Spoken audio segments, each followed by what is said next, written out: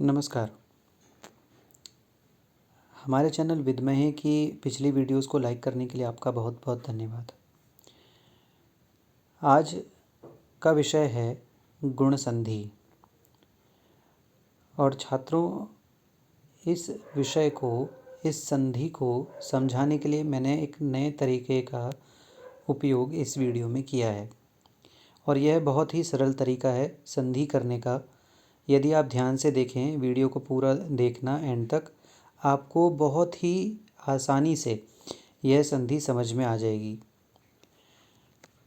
तो बिना किसी देरी के आज का विषय शुरू करते हैं।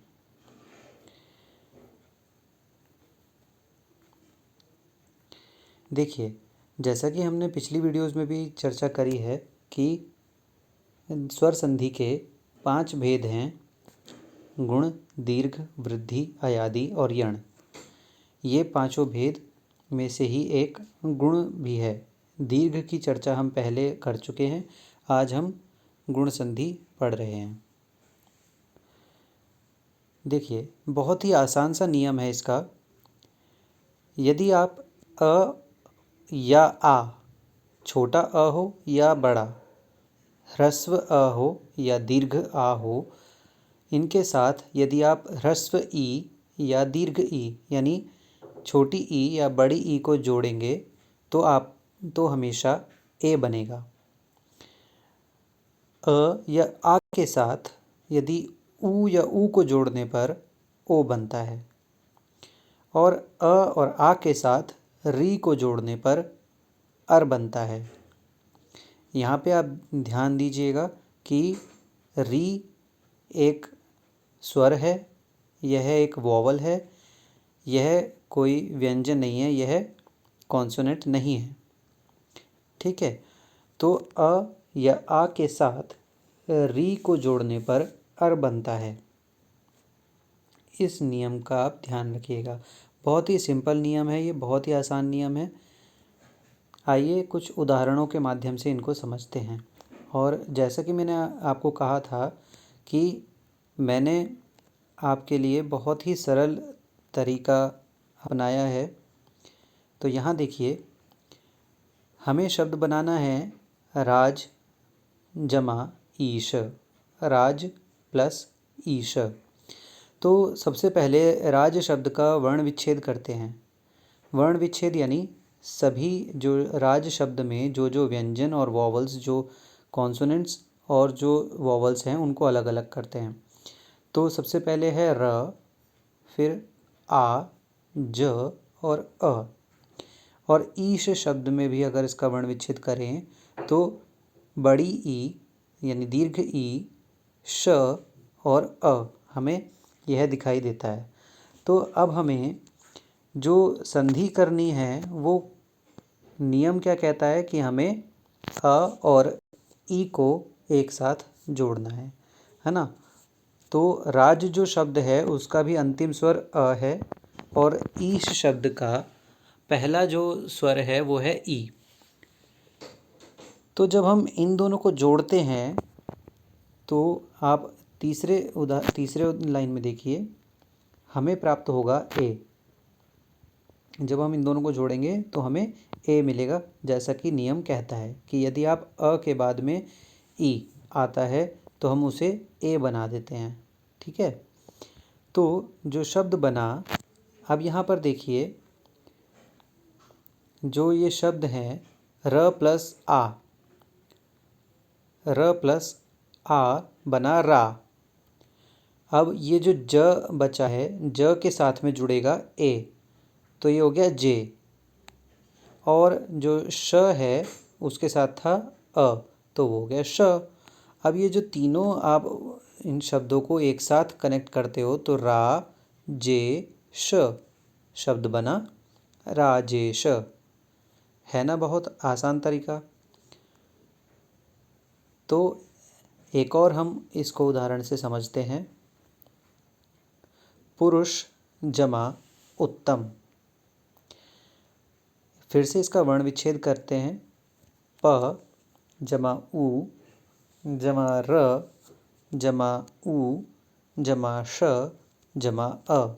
यानी पुरुष शब्द के अंत में अ स्वर आ रहा है और उत्तम शब्द ऊ से शुरू हो रहा है, ऊ से स्टार्ट हो रहा है। यानी ऊ जमा त, यहाँ 2 बार इसलिए त आया है क्योंकि उत्तम में आधा त और फिर पूरा त दिखाई दे रहा है, इसलिए पहले आधा त फिर त और अ प्लस म प्लस अ। तो इस तरह से ये वर्ण विच्छेद दिखाई दे रहा है। अब हमें संधि किन के बीच में करनी है? जो पहले शब्द का अंतिम स्वर है और दूसरे शब्द का पहला स्वर। यानी यहाँ पे आप देख सकते हैं पुरुष का अंतिम स्वर है अ और उत्तम का पहला शब्द है ऊ। तो जब हम इनको जोड़ेंगे तो हमें क्या मिलेगा? ओ। जैसा कि नियम कहता है कि अ के बाद अगर आप ऊ को जोड़ोगे तो ओ बनेगा, है ना। तो जब ये शब्द हम देखते हैं तो इनको आप देखिए,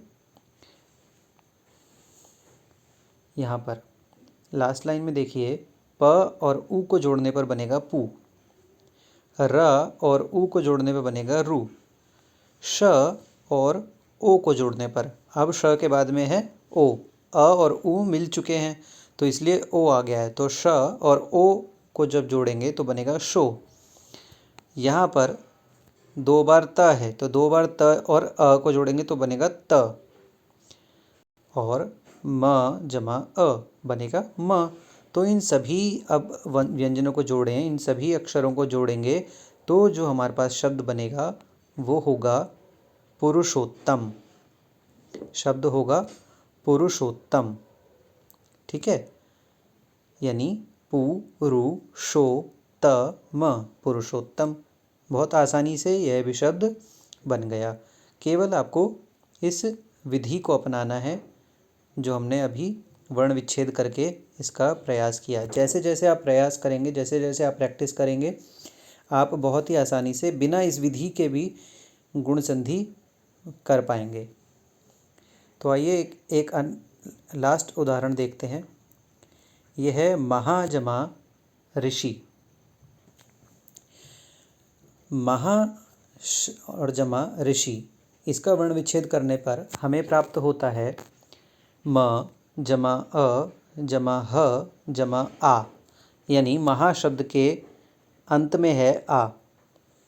महा शब्द का जो लास्ट वॉवल है वो है आ, और ऋषि शब्द का पहला वॉवल है री। तो इन दोनों को जोड़ेंगे क्योंकि हमें लास्ट वाला और पहला वाला जोड़ना है, तो इसलिए इन दोनों को जोड़ेंगे तो हमें मिलेगा अर। नीचे आप देख सकते हैं हमें मिलेगा अर। अब वापस इन सभी शब्दों को जोड़ें तो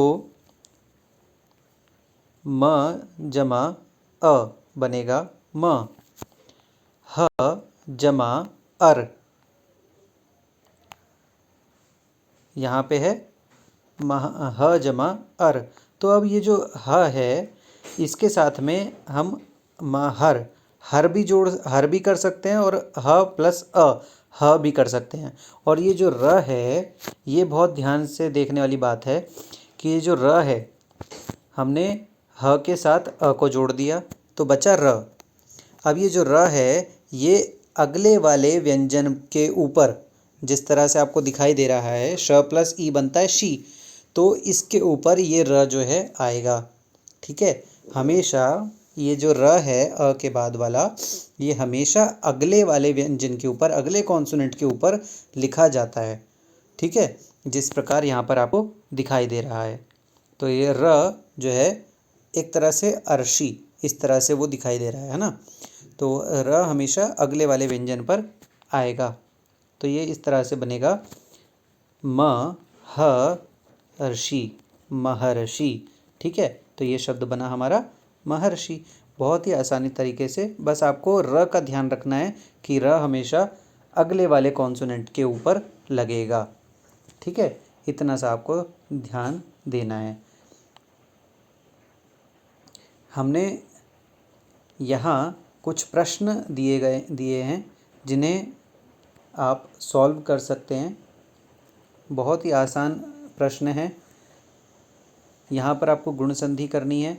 जन जमा उपदेश, काल जमा इच्छा, वन जमा ऊष्मा, जल जमा ईश, राम जमा ईश्वर, लंब जमा उदर, कथा जमा इति, अर्जुन जमा उपकार, देव जमा ऋषि और पूर्व जमा उत्तर। इनका आपको गुण संधि करनी है। और दूसरे प्रश्न में आपको संधि विच्छेद करना है। संधि विच्छेद यानी इनको अलग अलग करना है। ठीक है, तो पहला शब्द, जो दो शब्द जुड़े हैं उसका पहला शब्द, एक शब्द मैंने लिखा हुआ है और आपको दूसरा शब्द बताना है कि उसमें कौन सा शब्द जुड़ा हुआ है संधि विच्छेद करके। ठीक है, तो इन प्रश्नों को आप सॉल्व करें। आई होप कि आपको यह संधि करने का तरीका आसान लगा होगा। अगली वीडियो में हम वृद्धि संधि की चर्चा करेंगे और हमारी पिछली वीडियोस को देखने के लिए आप नीचे डिस्क्रिप्शन में देख सकते हैं। संधि से रिलेटेड सारी वीडियोस के लिंक आपको हमारे डिस्क्रिप्शन में मिल जाएंगे। धन्यवाद।